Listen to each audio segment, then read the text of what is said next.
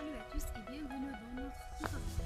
Notre tutoriel contient une partie suivante. Notion d'algorithme qui va être présentée par Tristan. Et la notion donnée va être présentée par Zahra et la dernière partie de notion donnée va être présentée par moi-même.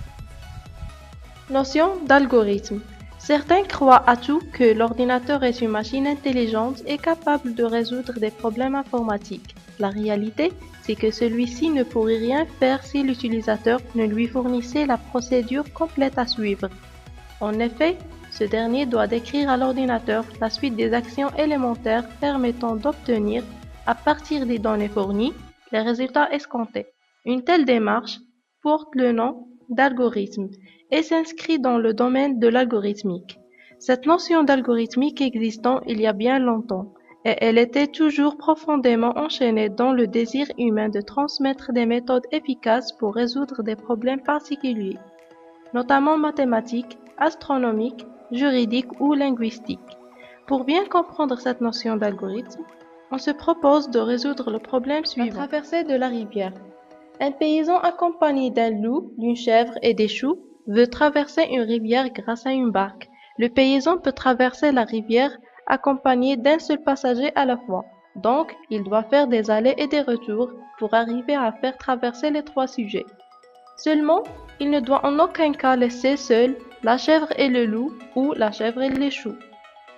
D'abord, il faut traverser la rivière accompagné de la chèvre, revenir seul à l'autre côté, traverser la rivière avec les choux, puis revenir à l'autre côté accompagné de la chèvre, traverser la rivière accompagné de loup, revenir seul à l'autre côté, et enfin traverser la rivière avec la chèvre. Et on a arrivé au résultat cherché. Les 7 actions réalisées pour résoudre ce problème constituent un algorithme. Chaque action est très importante. En effet, supposons qu'on supprime l'action 1, la réexécution de l'algorithme donne le résultat suivant. Le paysan ne peut pas revenir à l'autre côté puisqu'il n'a pas encore bougé. De plus, l'ordre des actions est très important dans le sens, si on inverse l'action 1 et 3, la réexécution de l'algorithme donne le résultat suivant. Donc, on a bravé les règles du jeu, le loup va manger la chèvre.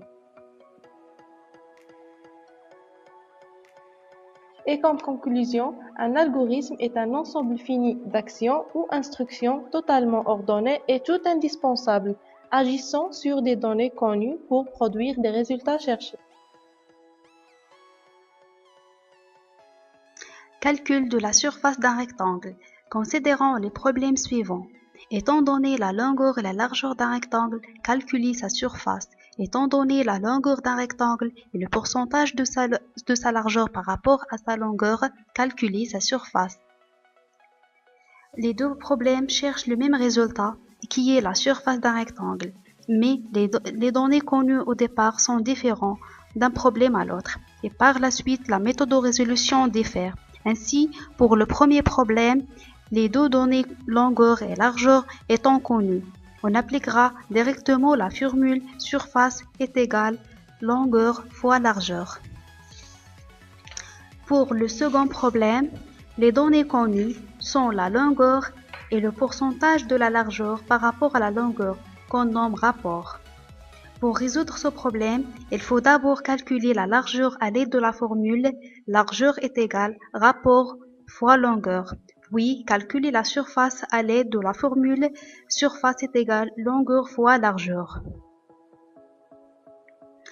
Dans le premier problème, on a calculé la surface à partir de la largeur et la longueur. Et pour le deuxième problème, on a calculé la largeur à l'aide du rapport, puis on a calculé la surface. On conclut que la donnée est un élément indispensable pour résoudre un problème et réaliser un algorithme. Et lorsqu'on change les données connues, l'algorithme change.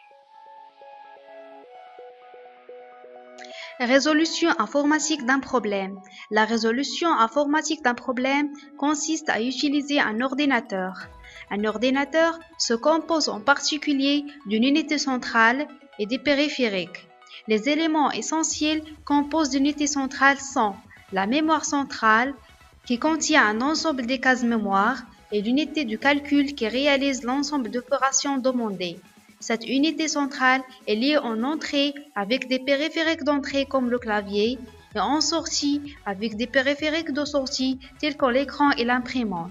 Enfin, elle est liée en entrée et en sortie avec des périphériques de stockage tels que le disque dur. Tout traitement consiste à des accès en lecture ou en écriture dans une case mémoire. En effet, on peut accéder en écriture à une case mémoire, soit en interne à travers un périphérique d'entrée, clavier, ou à travers une unité de stockage, soit en interne à partir de l'unité du calcul pour mémoriser par exemple un résultat dans une case mémoire. On peut aussi accéder en lecture à une case mémoire, soit en externe à travers les périphériques de sortie tels que l'écran ou l'imprimante, ou vers un périphérique de stockage pour stocker les informations, soit en interne vers l'unité du calcul. On conclut que la résolution informatique d'un problème consiste à traduire les instructions algorithmiques en actions de lecture et écriture en mémoire. Il y a une relation intrinsèque entre les données et les instructions d'un algorithme. On peut conclure qu'il y a une correspondance entre une donnée et une case mémoire, et par conséquent, la case mémoire correspond à la donnée, l'adresse de la case mémoire correspond au nom de la donnée, la taille de la case mémoire correspond au type de la donnée.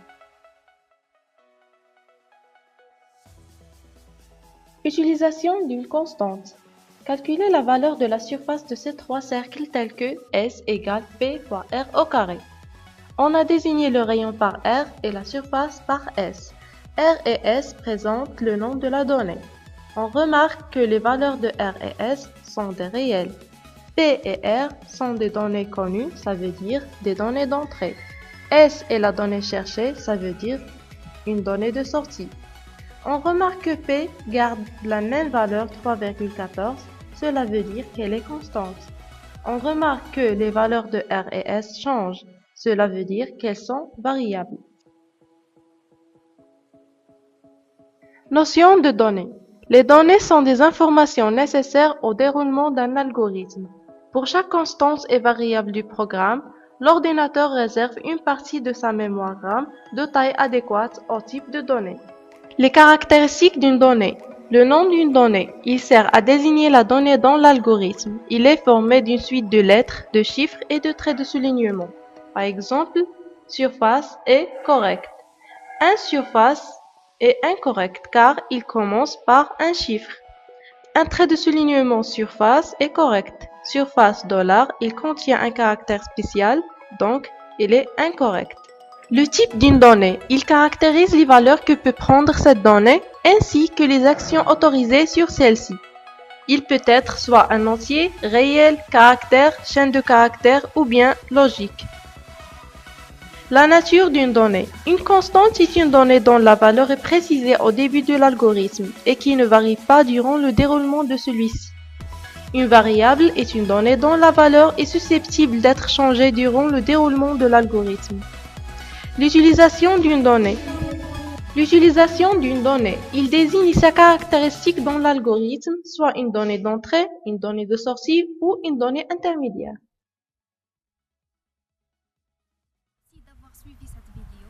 Et nous espérons que cette vidéo a été utile pour vous.